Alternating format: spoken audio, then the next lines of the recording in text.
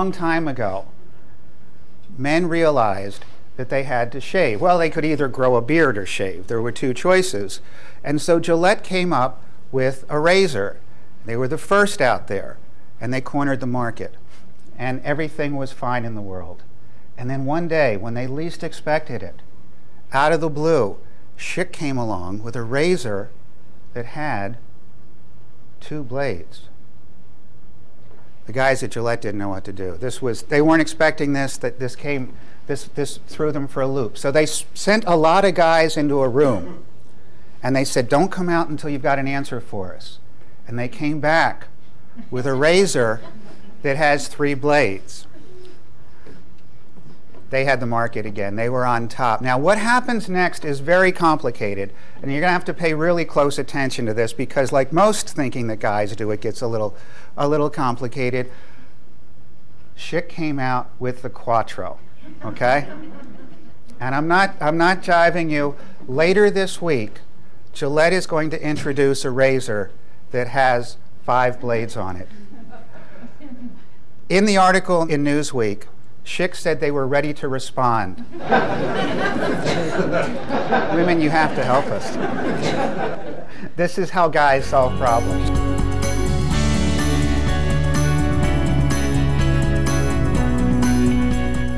Women leaders, when we interviewed them, spoke more about their voices, and we found this very, very interesting. They spoke more about their voices than they did their vision. If you read a lot of the literature, men talk about vision in terms of leadership. And vision is a different concept. In other words, I have a vision right now of this side of the room that nobody else in this room has. Now I've got a vision of this side. Now what leaders often do is they describe their vision in such a way that it's compelling, other people get a sense of that, and then they follow that vision. And we can all express it in the way that the leader is expressing it. The women weren't talking so much about their vision, they were talking about their voices. And part of that voice had to do with being heard. And all of the women leaders that we interviewed talked about how being heard had an enormous amount to do with how they were perceived, how they were understood, and how they became leaders.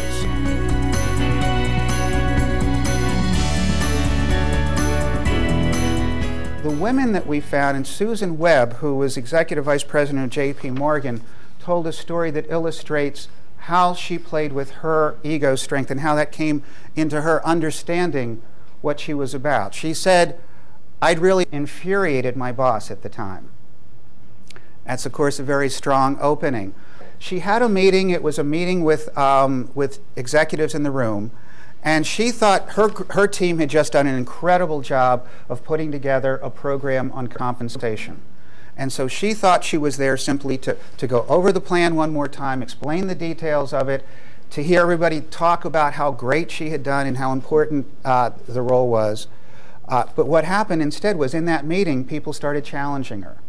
They started saying, are you sure this is this? Have you considered this? And she got her back up. She didn't expect that to happen. She thought she was there for a different kind of meeting. She said, by the time I realized how I was responding, I couldn't pull back. I couldn't change the tone. She said she left the meeting, and there's an elevator off the side in this office. She said it was a tiny little elevator. She said she and her boss got on. She said it was the quietest, loneliest ride down one flight of steps she'd ever had. She said the next day, she got a call from him saying, I'd like to sit down with you and talk. And he opened the conversation up and he said to her, he said, I have enormous faith in you. I think you are incredibly talented. I think there's much that you can do and bring to this organization.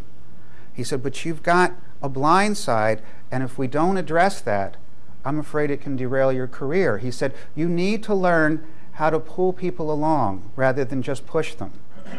She said the way he approached that has changed the way she leads from now on. She took that mentoring that he gave, but also that message that something is never really done. This project isn't complete and now I'm handing it over. She took that message that a project is continually unfolding and everybody can contribute to it. And she said, it makes my work much, much more interesting.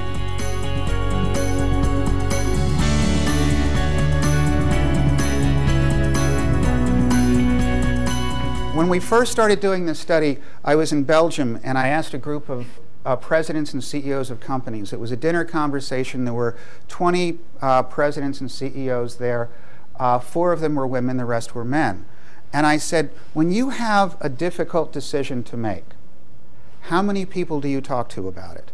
And one of the guys shot up his hand and he said, well, there's 2 people in my office that I know I can talk to and that they will keep my confidence. I know that I can talk to them and it won't go any further.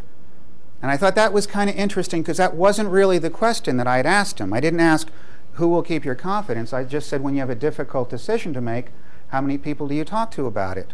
Another guy raised his hand and he said, well, there's 4 that I know that I can talk to in complete confidence.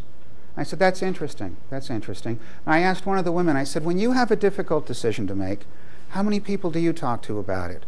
And she said, oh my God, I can't tell you the number. She said, I will be as open as I possibly can until I land on my decision. And I asked another woman, and she said, oh, it's exactly the way I do it. She said, I want to hear as many different people's ideas. What we're looking at are 2 completely different styles of decision making.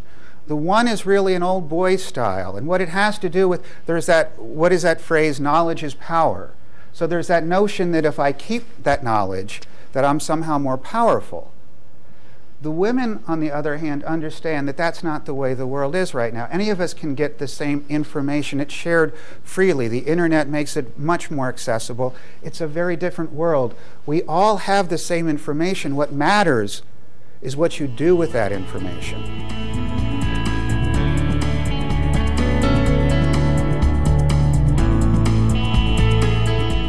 For now, I'd like to share with you Jeanette Lichner's thought. She's the managing partner of Bank of America, and she said the strong leadership profile exhibited by women points to the future.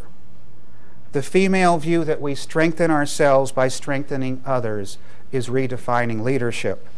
And Dun & Bradstreet's Sarah Matthew, whose story I told you at the beginning, says, I feel that I'm only scratching the surface of my true leadership potential.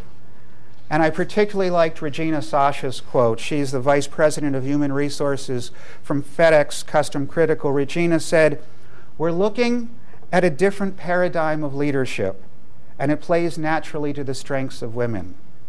It seems like poetic justice. Thank you.